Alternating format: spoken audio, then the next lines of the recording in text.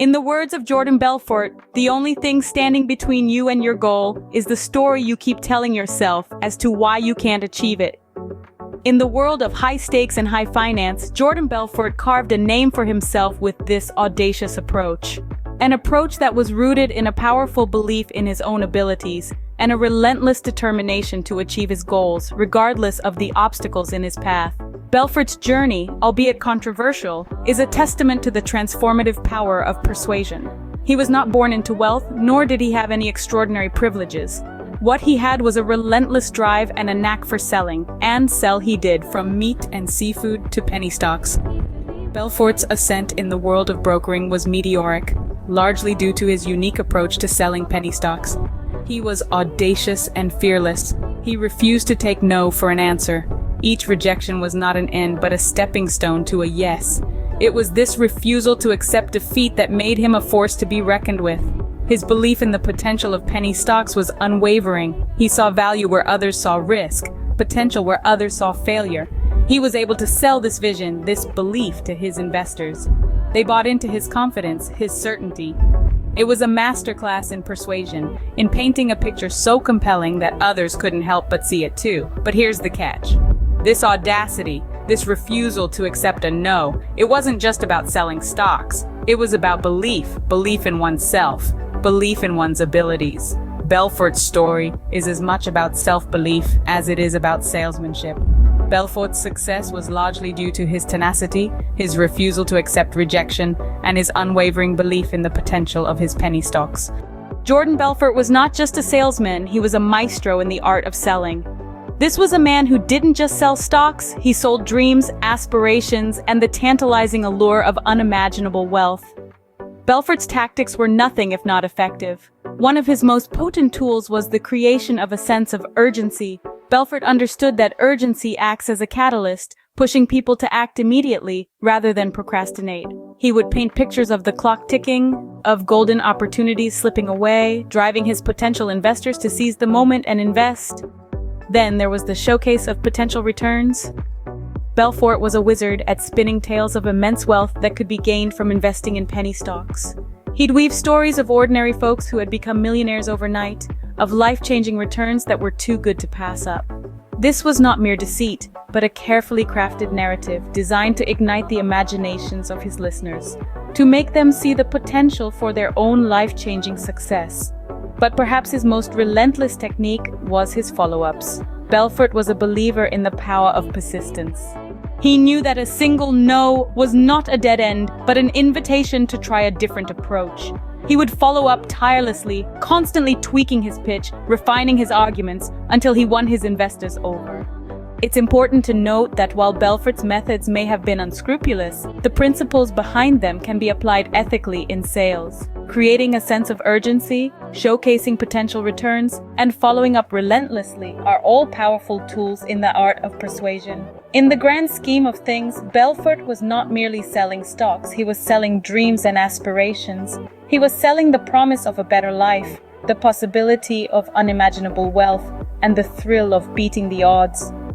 Belfort's techniques were not just about selling stocks, but about selling dreams and aspirations, selling the possibility of a life-changing return on investment. Belfort's strategies were more than just sales techniques. They were a study in human psychology. Now let's delve into this a little deeper. Belfort was a master at understanding human behavior, needs, and desires. He was able to tap into the psyche of his investors, discovering their dreams, their fears, their ambitions. And he used this understanding to his advantage. Imagine a chess player meticulously studying the board, anticipating their opponent's moves, and crafting a strategy accordingly. That's what Belfort did, but his chessboard was the human mind, and his pieces were the words he used to persuade. How did he do this? By crafting compelling narratives. Belfort knew that people aren't just driven by logic and reason, they're driven by their emotions, their desires, their dreams. He understood that people weren't just buying penny stocks, they were buying the dream of wealth, the dream of success, the dream of a better life. Belfort painted vivid pictures with his words, images of prosperity and abundance that were too tempting to resist. He told stories of ordinary folks like you and me who had transformed their lives through the power of these penny stocks. He made his investors feel like they were not just buying a piece of paper, but a ticket to a brighter future. And it wasn't just about appealing to their dreams. Belfort also understood the power of fear.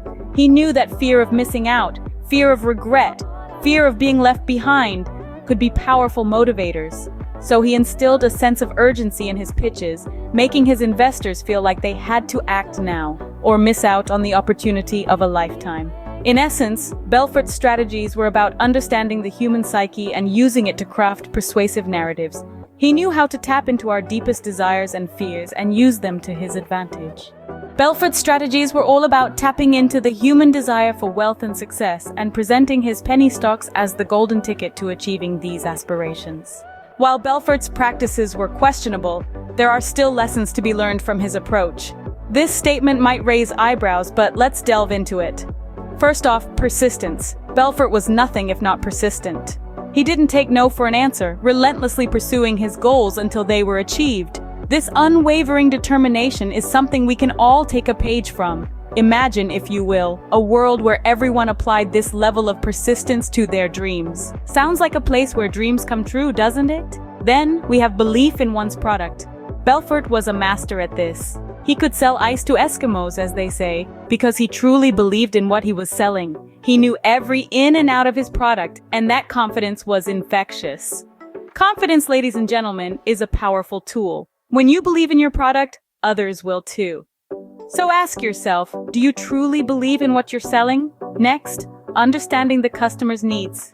Belfort was a master at understanding what his customers wanted, and he used this knowledge to his advantage.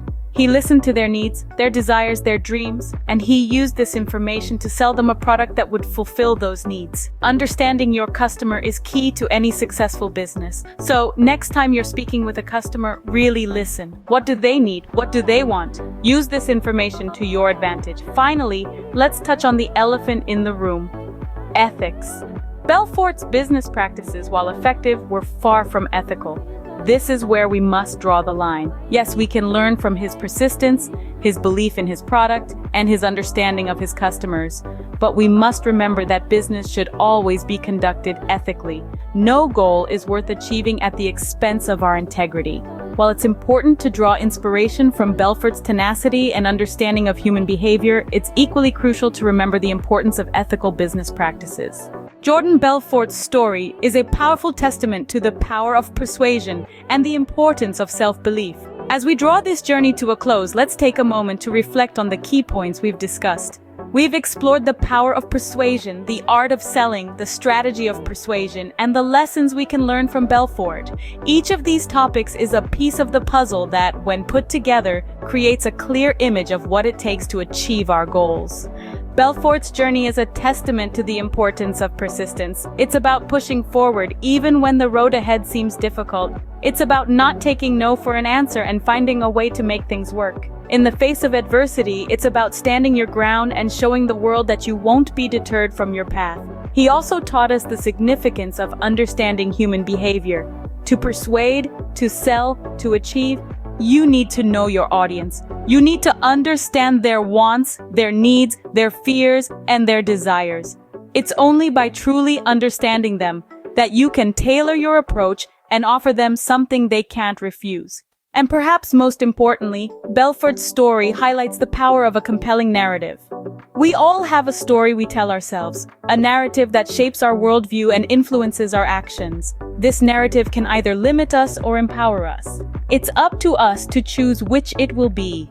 We've seen how Belfort used his narrative to propel himself towards his goals, refusing to let anything stand in his way. His story is a reminder that we too have the power to shape our narrative, to rewrite the story we tell ourselves about what we can and can't do. Remember, the only thing standing between you and your goal is the story you keep telling yourself as to why you can't achieve it. So, what's your story?